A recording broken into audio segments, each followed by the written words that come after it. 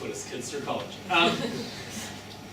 But it was really interesting that there was this, and then I was sitting up the front, and then the first band started playing, which was a Portuguese band called Moonspell or something.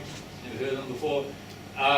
Got really into it, and then these Portuguese guys started talking to them. Turns out they speak English. They found out I was from New Zealand. They wanted to talk to me about rugby and Lord of the Rings and all that kind of stuff that everyone finds out. But because of the medal, like, we could kind of interact, and then I kind of looked behind me, and then it turned out there were 50,000 people at this massive concert. And like Metallica, you hear of like mosh pits, and then there's little circle ones where groups of people kind of run around within that, and they're on 50,000 people is much bigger. I mean, not everyone's doing it, but that's a much bigger scale. And things would just open up, and then you find yourself in the middle, and you're like, which way do I go? And you just get caught up in it. And that's what I'm really interested in, how those kinds of processes happen, and how all of this is kind of unspoken. Like, I mean, sometimes bands kind of urge you to do things, but for the most part, it just kind of erupts, seemingly out of nowhere. And I'm really interested in how that works. And the other thing at the Portugal, at this Rock in Rio, was dude was really drunk and fell over. These people actually linked arms and formed a ring around him. So this drunk guy was on the ground. These guys kind of protected him. From what I could tell, they had no idea who this guy was. They weren't actually friends or anything. Protected him as people kind of bounced off them. So they're linking arms, people bouncing off. The dude jumped up and went, nah, like this, and went running off. And then everyone kind of high-fived each other that they protected this guy, and then they all went back into it. So, and all of that seemed to happen without anyone kind of looking at anyone else. They just seemed to do it, which I found really fascinating. I want to look into even more. And I also mentioned place. So who we are tends to, excuse the phrase, but leak out into the places that we're in. So we tend to like to, so for instance, people will decorate their homes and they feel that that represents who they are and that's their comfortable space and all the rest of it. And so Bogans do that as well. So this is a picture from two of my participants, their garage. And all along the garage, which is used as a practice space for the guy's band, are all these heavy metal posters. There's a lot of reggae posters. Both of these people are Māori, so there's a lot of things to do with the treaty. Photos of their family, all those sorts of things. And every poster has a story, so they can talk about, well, this was the concert we went to where this happened. We went to this place. Obviously families about stories about their family, but it's even down to the air curtain stuck on the roof. So to soundproof this garage, they've stuck air curtains all along the roof, which I'm assured actually works, but I don't play in a band, so I take it as read. But even different they can tell me where different sections of the air curtains come from, which I found even more fascinating. So in particular, there was a section that's sort of red air curtains, and they got them from Texas, and all these different places that they got these air curtains from, and that's even something that you would easily overlook. Like a poster you'd be drawn to, but you might go, oh wow, air curtains, and then that's it. But even they had a story to tell about who they were, because they have relatives in Texas, so even that kind of spoke a bit about who they are and who they know and things like that. And then what I found fascinating was her in the middle of this wall. The top picture is a photo from a Jimi Hendrix concert, and then the photo below it is a picture from a Slayer concert. So the Hendrix concert is one that her dad attended, so it's all framed and hung up with pride on the wall. And then the Slayer photo underneath is one that she attended. And I think as well as the photo, there's also the ticket stub, and I think there might be a guitar pick, I'm not sure about that. But it's really interesting that both of these photos have got pride of place in the middle of the wall, one on top of the other. Her dad's one at the top, their one at the bottom, and they went to the Slayer concert. So not only is the music and the object reminding them of who they are and things like that, but it's also connecting her to her dad. So this is her dad's, probably her dad's favourite musician, the Pride of Place concert that he went to. Below that is their favourite musicians, the concert that they went to, and they've put it very closely together, Pride of Place. So it connects her to her family and to all the music and the community and all that other stuff that we've talked about.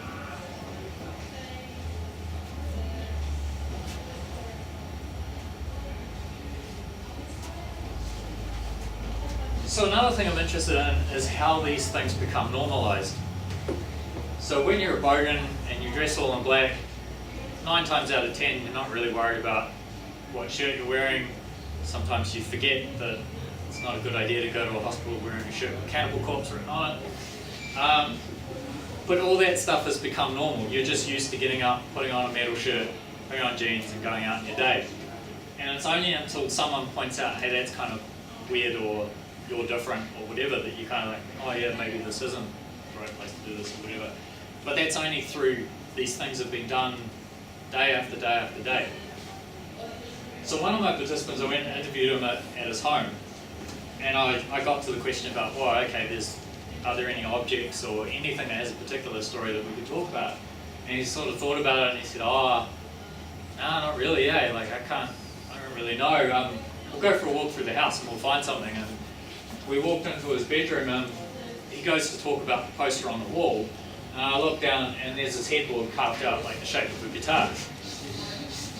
Now this represents just about every single thing that we've just talked about. He hasn't even thought about that. And that's because he's had that headboard for about 15 years. Like he made it himself, like he was a fencing contractor.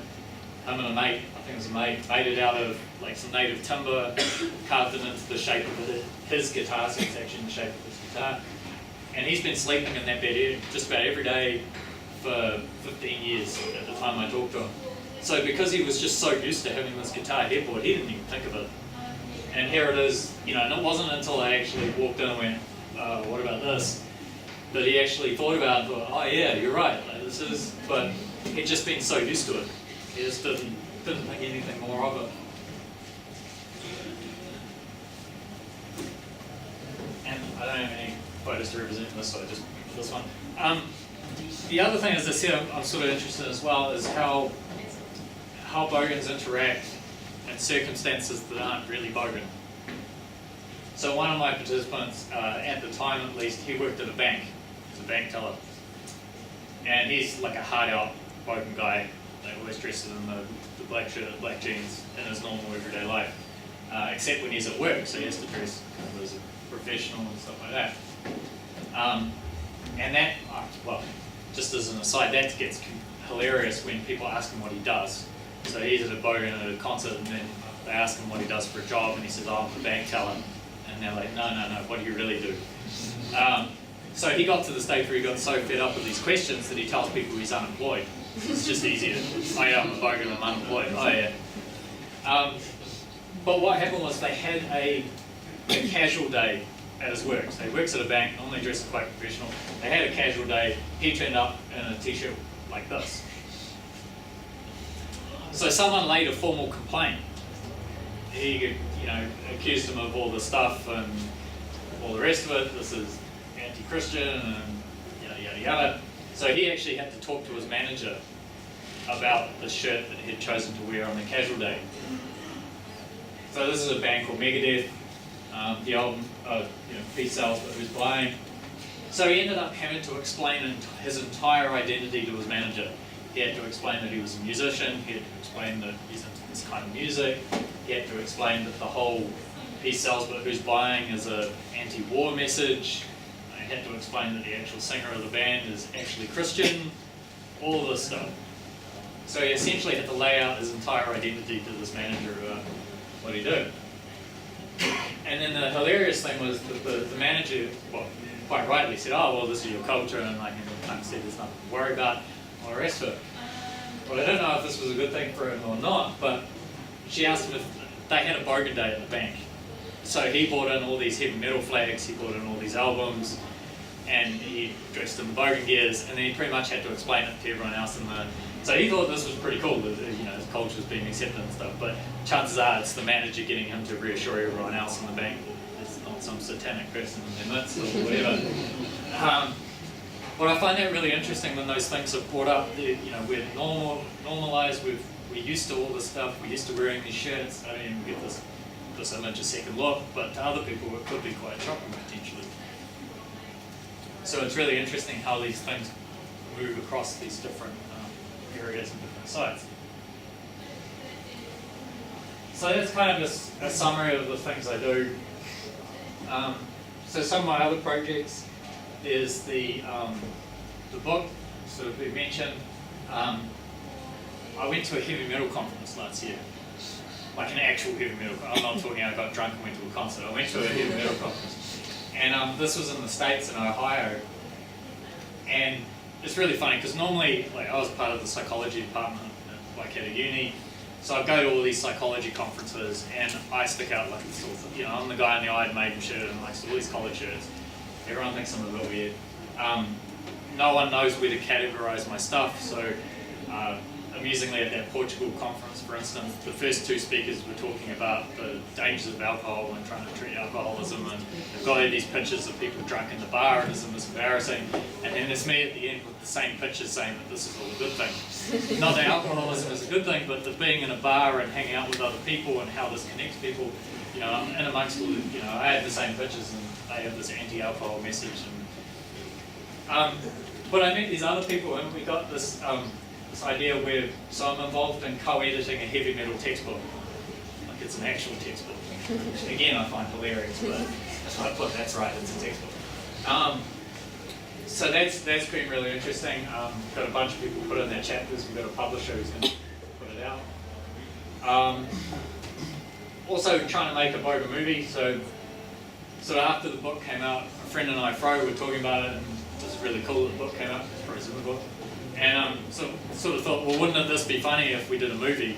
Having a few beers, wouldn't it be a hard case if we did a movie? And then it's kind of like, well, why don't we do a movie?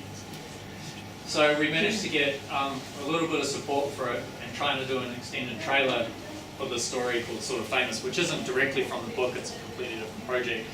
But what I want to do, I like talking to people from outside of uni and politics about what I do. I find that much more interesting. No offense to academics, but so I want to try and find new ways, because no one wants to sit down and read my thesis. Which is why, the people at Penguin who approached me about the book, they said, oh, we want to directly turn your thesis into a book. I said, I don't think anyone's going to read it.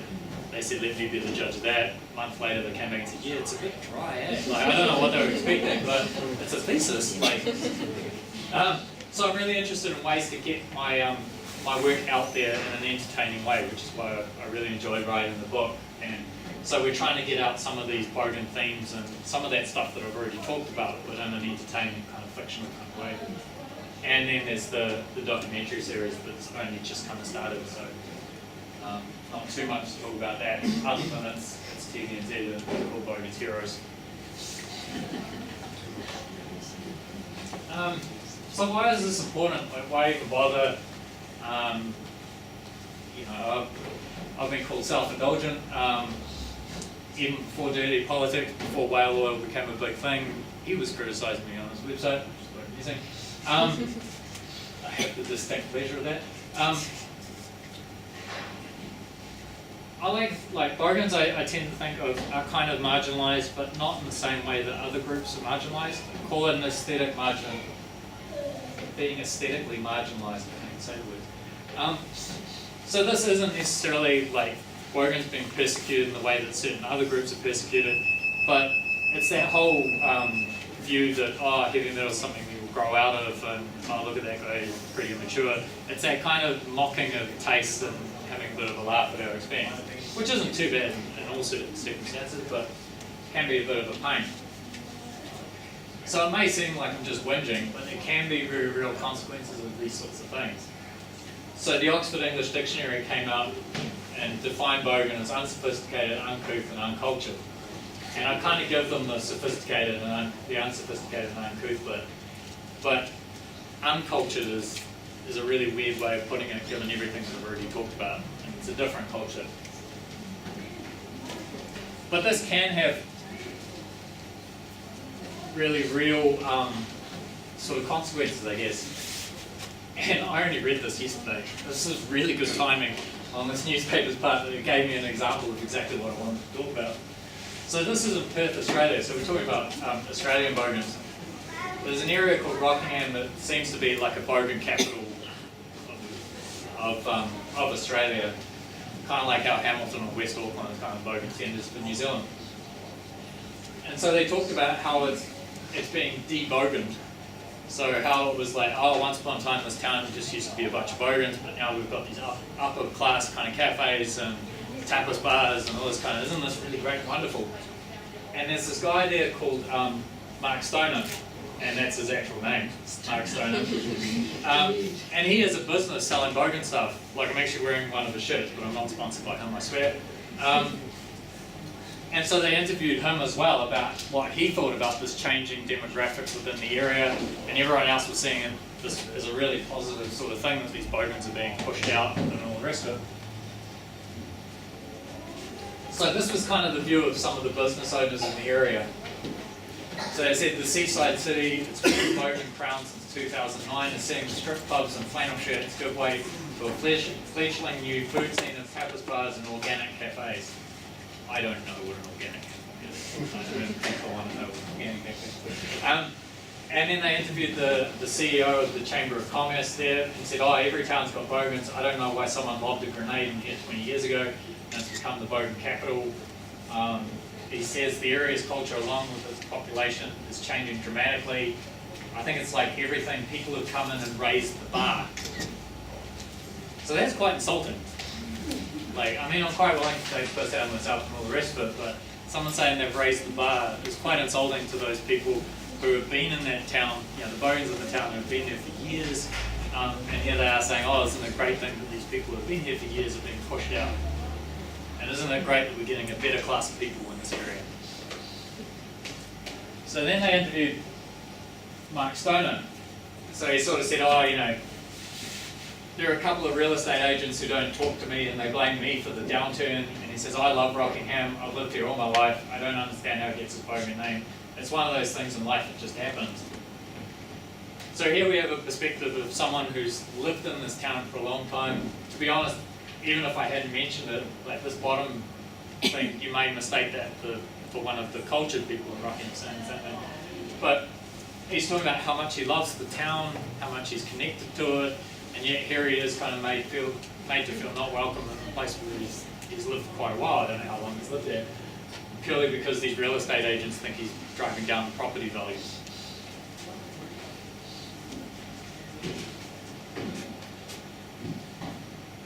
So really, which is the real Rockingham perspective? There's all these people that seem to have just come in, bought all these fancy businesses and are trying to raise the bar. Are they the real Rockingham people, or is it someone who's been there for years, who loves the town, who just happens to be a different culture? Who's the real Rockingham in this situation? And what does this say about so-called public spaces? If these areas are public and anyone can hang out, that means anyone can hang out in them. So why are some people made to feel more or less welcome within a public space? And that rings really true for a lot of other groups, like homeless people, for instance. What does that say about public spaces and who can be in a public space and what is a public space? And is it really public in the first place? And something else, I've got this long list of projects I want to be involved in. Something else I'm interested in is that class relationship. And I think that's one of the things, while bogans aren't always viewed in the negative in New Zealand, like there's some, I mean, Westpac had that Westie-Pac thing, so that, you know, obviously some positive aspects that they want to use to sell bank accounts or whatever. So we're not always looked down upon. But at the same time, bogans bring up issues of class. And there are other groups that do it as well. And I think that says a lot about how different countries view class, because I don't think Australia or New Zealand, I don't think we really consider ourselves to have a class system, when in reality we do, we really do. But we like to think we don't. You know, we're not like the British with their class system, we're not like Indian with the caste system or anything like that. We do have a class system. And I think it's really interesting how bogans bring that to the fore with those traditional bogan pastimes or bogan occupations of, you know, being tradies, you know, mechanics, plumbers, all those sorts of things. That shows that there's a working class kind of culture within New Zealand. So this, I mean, just to wrap it up, that's really why I do this sort of stuff as well. A lot of it is fun, because as you can imagine, I'm not going to stick a camera on my head just to show a different class, or maybe I am, to show a different class system. But that is still a part of it, and that is one of the reasons why I do what I do. Yeah, so really, I could have gone a little bit under time, but I thought I'd leave a little bit of time at the end, just if anyone had any questions or wanted to bring up anything. Yeah, I'm happy to talk. Otherwise, I do have, this isn't a trade show either, but I do have copies of the book if people want to buy it in the lobby. Yeah, other than that, thanks for coming. And if people don't want to ask me questions now, I'll probably be hanging around a little bit later if people want to ask me more in person. Oh, yeah. One question, just in terms of class, do you see people who are Bogans in a particular class in New Zealand? I mean, well, I talk about the working class or affinity for working class. So I mean, this is one of the cool, really complicated things about labels. So you can talk about Bogans as kind of a working class culture, but I mean, while I come from a working class background, you could argue that, I work at Wintec, like, I work in an office, I'm arguably not within that working class group, but I still remember my roots and where I came from, and I still talk like a tradie, I still hang out with tradies, I still, view myself as part of that group. So yeah, it's one of those real, and arguably same situation with that guy that works at the bank. He comes from that working class background, but working as a bank teller isn't necessarily working class depending on your definition. But and that's something else I like playing around with stereotypes because I'm perfectly willing to admit I'm a cliche and play around with that stuff. But I also like showing people who don't fit within that. So my thesis, it was the bank teller, someone was a lecturer. Another guy was an architect.